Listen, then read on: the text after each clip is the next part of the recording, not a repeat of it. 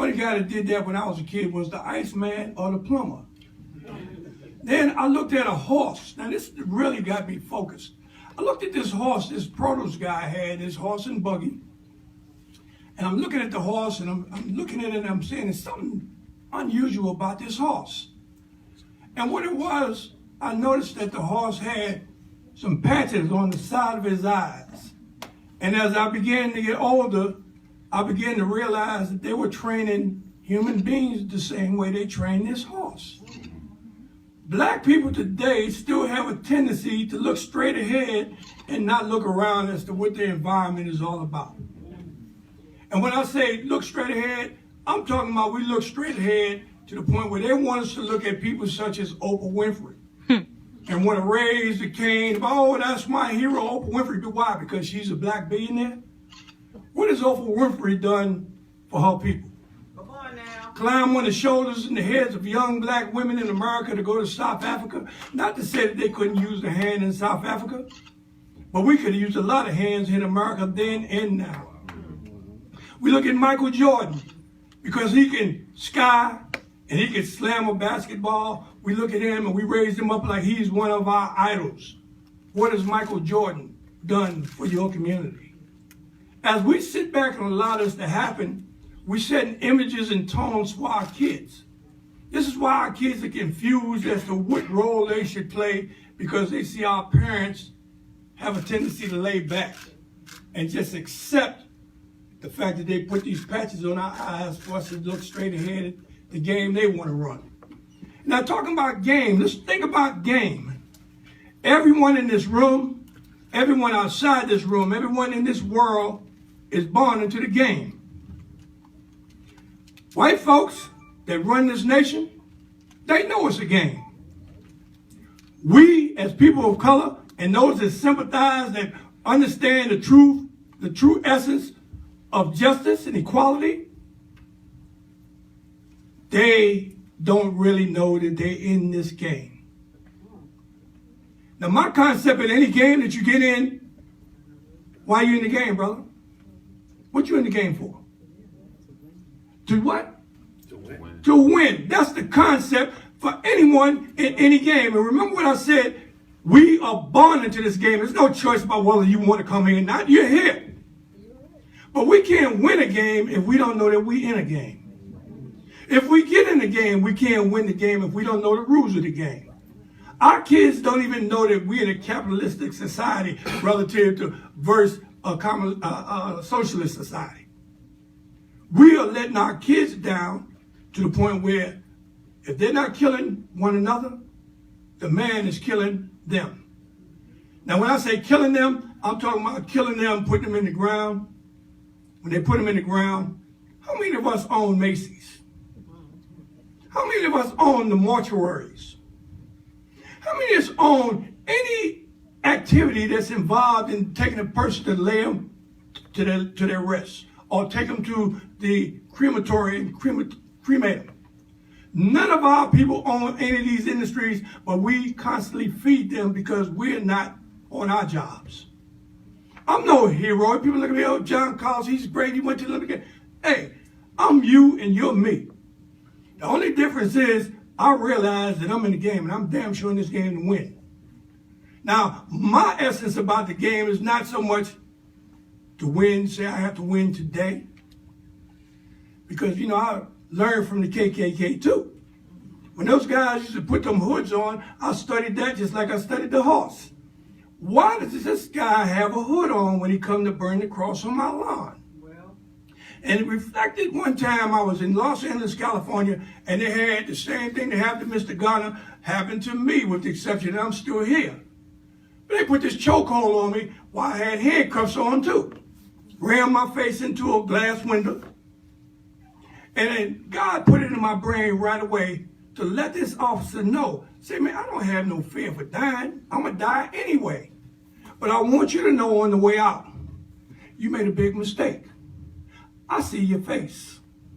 And wherever I go, when I leave this world, I know one day you're coming. I'm going to wait for you. Because I don't want you to think it's over here. Now, that sent him into salt. I mean, he just froze because he never heard anything like that before. We as a people had to realize that we have to step up to the plate and let our kids know that we are willing to stand tall and unified to deal with the issues to make it a better life for them. Most of us in this room, we 3/4 into Boot Hill. Most of us. But we have to leave a precedent and a path for our kids.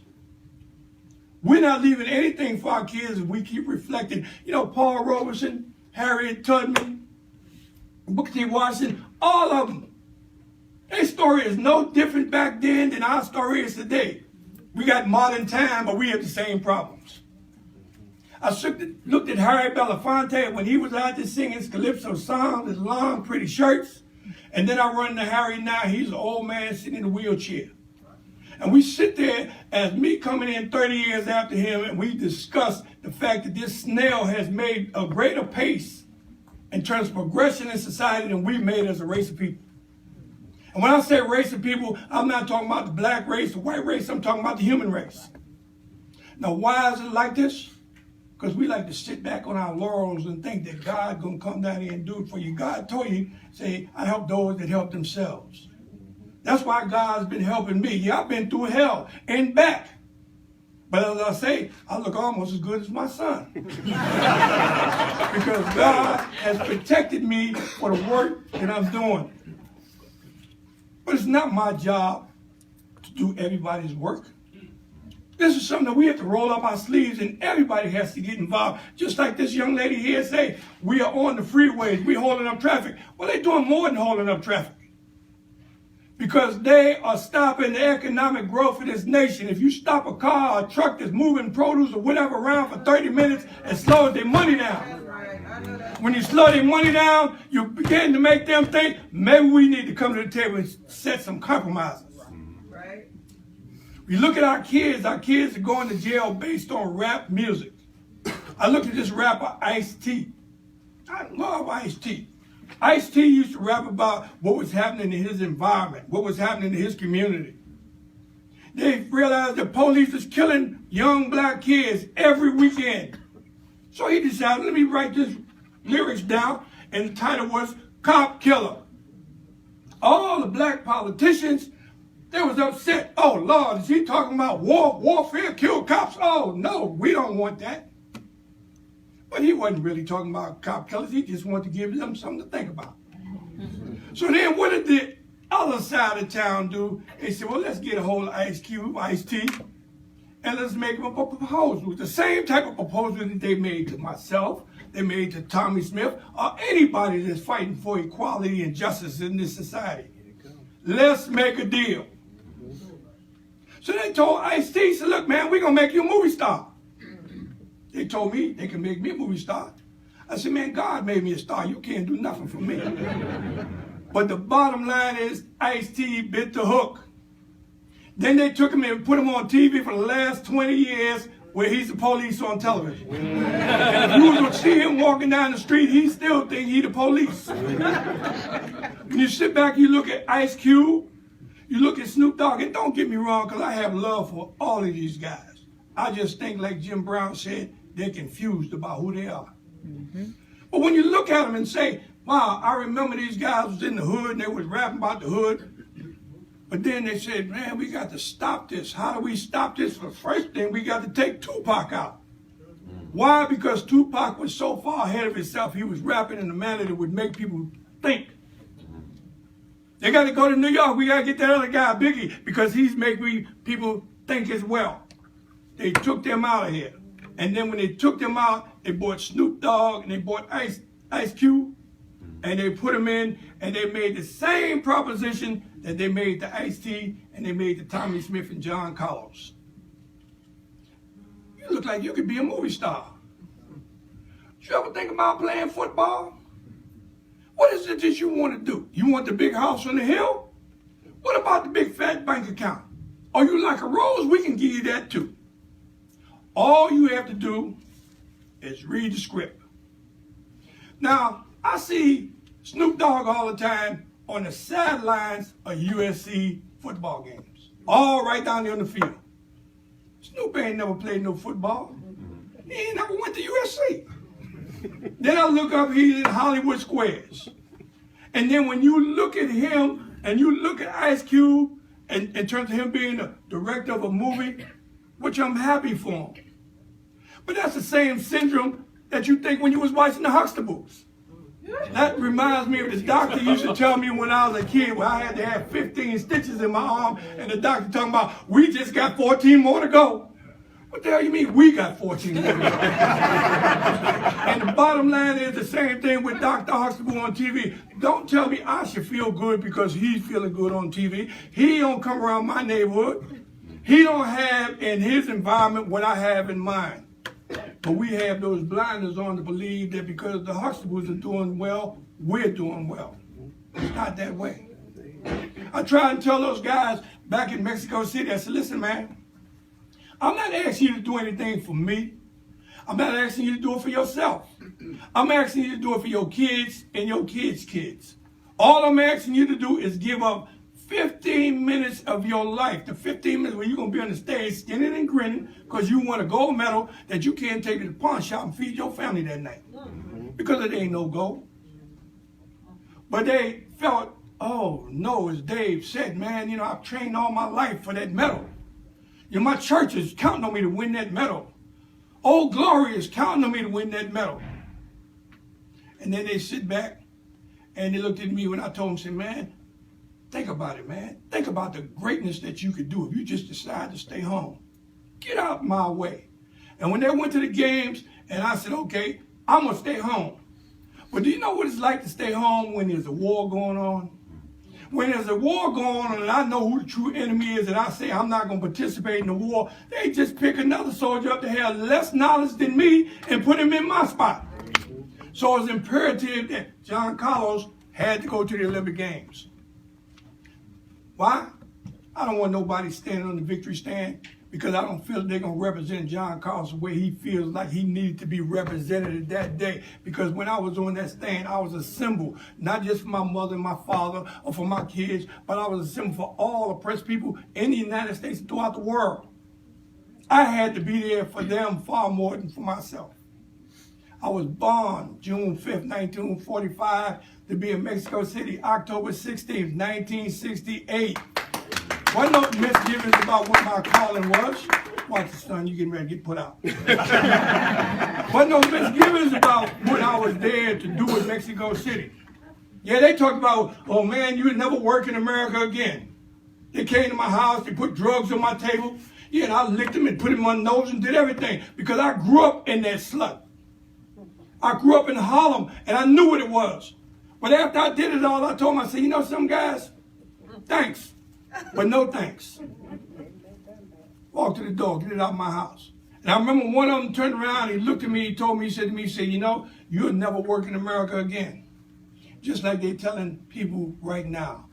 Have fear, because if you don't obey my rule, you will never work in this country again. Well, you know, I don't know whether there's a God or not because I haven't met him, but I fear him every day. And I know there's somebody far more powerful than me because the holes that I was in my life and the things that they try and do to stop me, to corrupt my mind, to have me turn against myself and my people, I've come through every time and land on my feet. Right. Why? Because God whispers in my ear and tells me, say, Johnny, do you know what you are? He said, you are like a beacon, man, like an image of hope, an image of inspiration.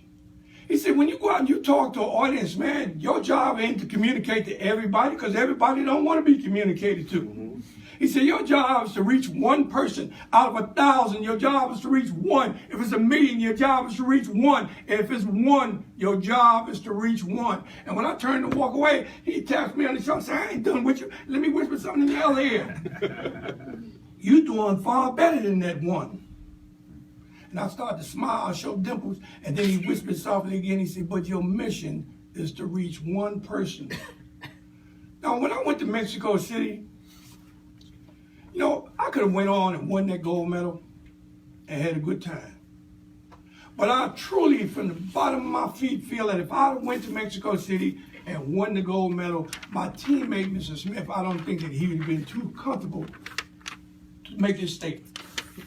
It wasn't a statement that I could make by myself, nor should I made it by myself. And it wasn't a statement that he should have made by himself, nor could he have made it by himself. Because if we'd have went there one time, one person, it wouldn't be no history.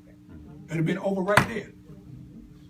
But when you showed an arc of unity to the point where you take two people and you make one out of that two, and when you sit back and you think about black people across this nation, we have the same ability to become one. When you think about the fists, this fist right here was 5 people of color. All of them sharp of mind, true grit. I know who my enemy is. I know what I have to do. But what I have to do is move this bottle of water from this location to this location. So one of them thinking, I don't need the other 4. I know what I got to do. And he jumps down and he tries to move the bottle, but he can't do it. And another one tells him, say, John, you know something? Man, I saw you trying to move that bottle, but you couldn't do it, man, because you didn't put your legs into it. Let me show you. He jumped down, he tried and do it, and he can't do it. But before long, all 5 of them realized that if we come together and unify ourselves, then we become a very powerful force. And that was the essence of the fist. They say black power. It wasn't about black power. Only black power was my black ass running down that track. That was black power. But this was black unity. And that's the only way that we're going to win any battles that we in is towards unification. And we have to be unified because when we leave, if our kids are running astray like they're running now, where are we going to be? It's a lost battle if we don't get ourselves together to get our kids together because they are you. You know, there's a lot of people out in the audience. I see they on the internet, the Facebook. Oh, so-and-so's birthday is today. Oh, so-and-so's birthday today. And then you go and you pick up some, oh, so-and-so died today. So-and-so died today. Like that's 2 important dates. Those dates are irrelevant. They don't mean nothing about the day you was born or the day you died. What does become relevant is what you do between those 2 days. That's right. What did you do in your life to make a difference, to make it a better life for all people? Yeah, God has blessed me and took care of me. I had many things, but most people thought I shouldn't have had nothing. But God gave me, first of all, the brain that he gave me. I knew when they stopped me where I couldn't work, and you know what it's like to have to go get a job. When I say a job for a black man is a hustle. And say, man, they selling dope. You can sell dope and make a lot of money, but I can't sell dope because that ain't what I'm about. But I still got to feed my family. So what do? If I got 30 days in the month, that means I'm working for 29 and a half days to pay my mortgage on my house. Didn't have electricity a lot of times. I remember telling my kids, go wake up and get your clothes out there dressing. I got to take it in the hallway and crack it up and break it up. To the point where my wife thought I was crazy. Because I would take it and chop it up and take it and put it in the fireplace because we couldn't pay the electric bill. But I had my kids together. I said, we can get another chest or a dresser drawer, but we might not be able to get another kid as good as the one we have here. Let's do what we got to do. Because it's about survival. How much time? You got 2 minutes. 2 minutes, okay. Yeah, because I'm getting on the road. So it's about survival. It's about being able to raise your kids with the understanding that I'm of good stock.